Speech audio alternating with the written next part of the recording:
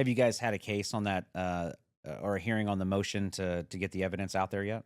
The hearing happens next week down in the Cincinnati Municipal Court. So Okay. we've opposed it by brief, and we're going to have that fight in front of the judge next week. Yeah, well, I hope that goes well for you because I think when we look at communities and when there's viral moments that just get out there and they take off, whatever the incident might be, I don't know that it always necessarily helps when, like, for example, a police agency, they come right out the day after and release the entire body cam or the entire footage. Sometimes that causes a little bit more harm than the other because, for whatever reason, emotions are still high. But in a case like this, you would want to see that full video right off the bat instead of just painting a small little picture, right? But so what do you think the city's afraid of? You know, I think the city's afraid of some of the truth coming out. I think that the detectives investigating the felony crimes had good reason to withhold the tape during the course of their investigation. There were a lot of people that need to be identified during that time. They didn't, this security video, when it shows up, doesn't show up with somebody's name, phone number, social security number to where they can track these down through video, facial recognition and other means. They've been able to identify multiple people. They're still trying to identify a couple at this point, but the security footage in this, it's some of the best I've ever seen.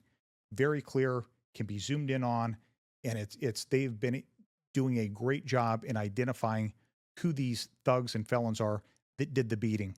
The saddest part about this as well is the number of people that sat around with their cell phone cameras. I mean, there were 10, 15 people probably. I haven't had a chance to count them yet, sitting around with their cell phone cameras, recording these beatings, encouraging it, and doing nothing to stop it or to help these people that were desperate for help. That's what's sad. Well, I think we see it every day. And that is one of the most amazing things to me when I see a clip on whether it be Instagram or TikTok or YouTube or Facebook. You're looking at a situation and somebody's in trouble or they're getting hurt or something bad is happening to a person. And you have a person sitting there taping the entire incident instead of just jumping in and helping. And for me, I think, like, where the hell did our country go so far wrong that you're going to sit there and watch somebody go through one of the most traumatic times in their life and worry about how many views you're going to get on TikTok? I don't know. And is the TikTok really worth it? Is that video worth it at that point? Somebody needs to step up. When you see something, say something. Even if you don't want to physically intervene in a situation like that, is it worth saying something, yelling something out, calling the police? These people did none of that. Right. That's the really sad part about this. Now, the police union, the Cincinnati Police Union, they've came out and, from what I've seen, outright just said that there is political interference in this case. And I wouldn't dispute any of that. The evidence that I've seen so far of this, and from what I've been able to gather from talking with people involved in the case, there was some direct interference. Yes, when I listened to an interview not so long ago, I can't remember the guy's name, but he was part of the police union. But one of the things that he came out with is really just that they were in disagreement with the prosecutors in some parts of this case. They were in disagreement with how things were handled. How do you think a city can strike a balance? I mean, because that's a big deal, man. When your police are saying, hey, there's political interference, we don't agree with what the prosecutors are doing, we don't agree with these parts of the case, and they're the guys and gals that are investigating these cases and presenting them for criminal charges, when they are not trusted fully by the prosecutors or the politicians that jump in, and they end up taking a case a different way than maybe the police department put it forward, like, what kind of long-term damage do you think that does to a city?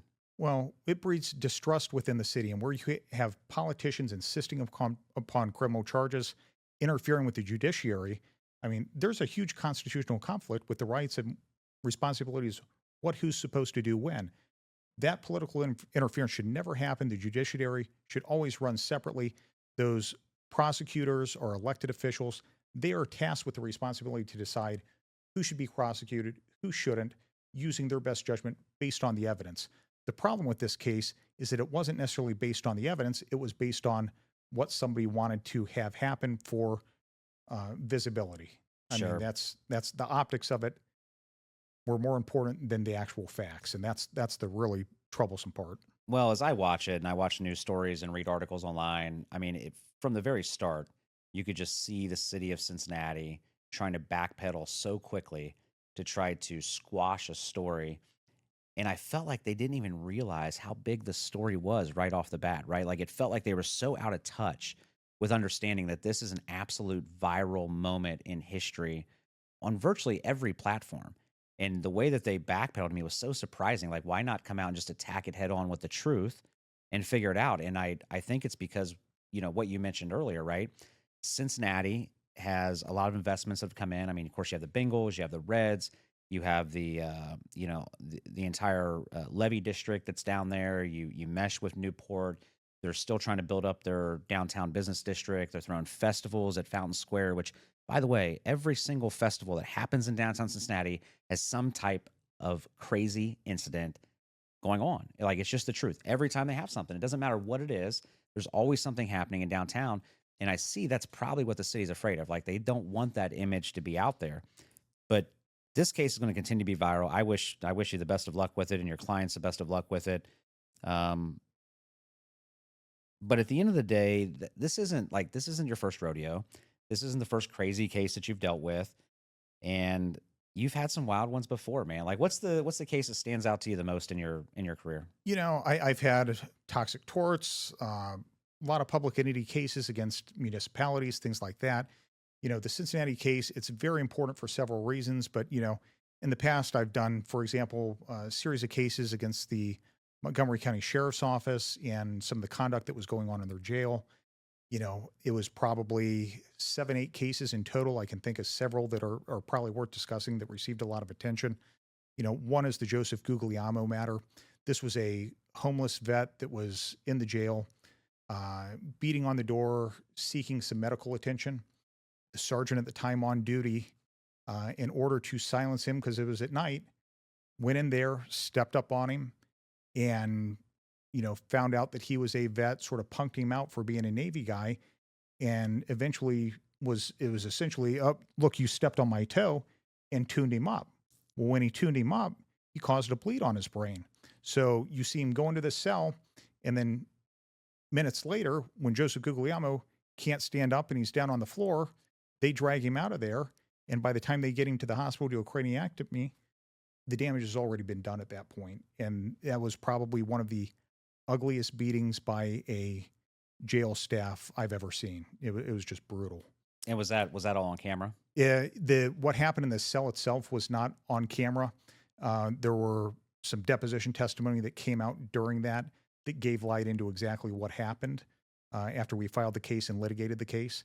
But that ultimately resulted in a $5.6 million settlement with the county for that particular matter. So Yeah, one of the other ones I think that I remember reading about was Amber Swink, right? She was another prisoner in the jail. One of your clients you represented, she was restrained and ultimately pepper sprayed. And I think one of the things that stood out to me when I read about that case was, correct me if I'm wrong, you were the attorney with it, but there was actually a cover-up attempt by the county to get rid of or erase or do something with evidence, including some of the video surveillance, right? well, that's an interesting case. And Amber Swing, nice girl. This is a good example of somebody that just had a bad night. She came into the jail intoxicated, was being loud. They put her in the restraint chair. Again, a different sergeant on duty this time decided she'd heard enough screaming and yelling, goes into her cell with her in the restraint chair, empties a full can of mace directly into her face. And keep in mind, the restraint chair, it's a 4-point restraint. The wrists are secured, the legs are secured, and it's just the person sitting in the chair. They can't go anywhere. They can't even raise up their hands to defend themselves. And by emptying this can of mace directly in her face, she did it until she passed out from the fumes and the inhalation and the stress from it. So, we filed suit on that case ultimately, but during the public records request phase, the sheriff's department had a real hard time coming up with the video. In fact, they claimed it didn't exist, and in fact, the jail has never been able to explain what happened to the video. However, there is a lot of that video out there. If somebody Googles it, searches it up, they will all notice it will have the Brandon Law Firm logo embossed on it, because I have the only copy of that original video that exists. Funny how that disappeared. And So hold on, let's stop. The county couldn't find the video, county lost it apparently, Todd. and they've never been able to find it and give it to you. No, nor could they find the use of force reports. And keep in mind, these things occur in triplicate. When a use of force happens in a jail, one goes out to the training facility, one goes in the officer's file, the other goes in the jail file. And, the video, the use of force reports, all of that mysteriously vanished in this particular case. All right. So are you able to tell us how you got that video? I can't, and I will go to the grave with that one. You don't And want to break the news right now on the Maxed Out podcast? and I can't tell you how many times I've been asked that question, Todd. As much as I'd love to give it to you, you're going to have to wait for me to die. Oh my gosh, that's funny. But you end up getting it. So okay, so I can imagine how you got it because remember I was in law enforcement, right? And we have whistleblowers all the time with different stuff, and you had to get it from something. But okay, I won't ask you anymore. I will say somebody stepped up and did the right thing Yeah. in this circumstance. And there usually is somebody that does that. And in a lot of these cases, usually somebody wants the right thing to happen. And that's how that's how this comes to light. But seeing what happened to this individual person, they knew it was wrong. Something needed to be done about it so that this didn't continue to happen in the jail. Yeah.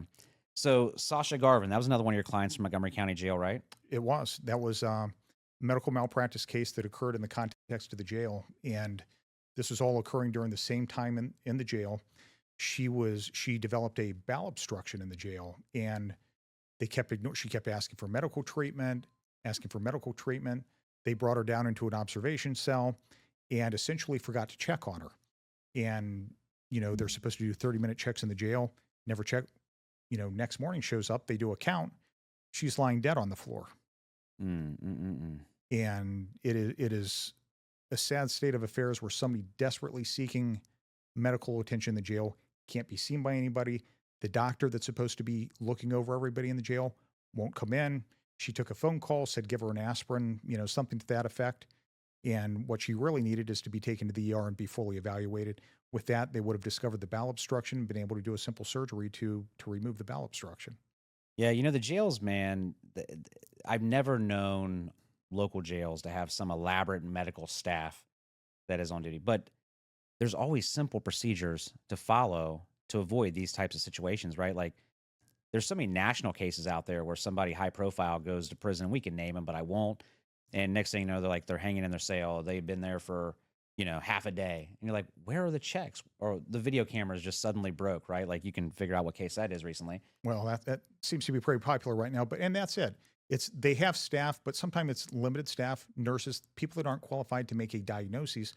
Well, in that case, you have to take these people to a hospital, have them truly evaluated. This is America. We just can't let them die in jail.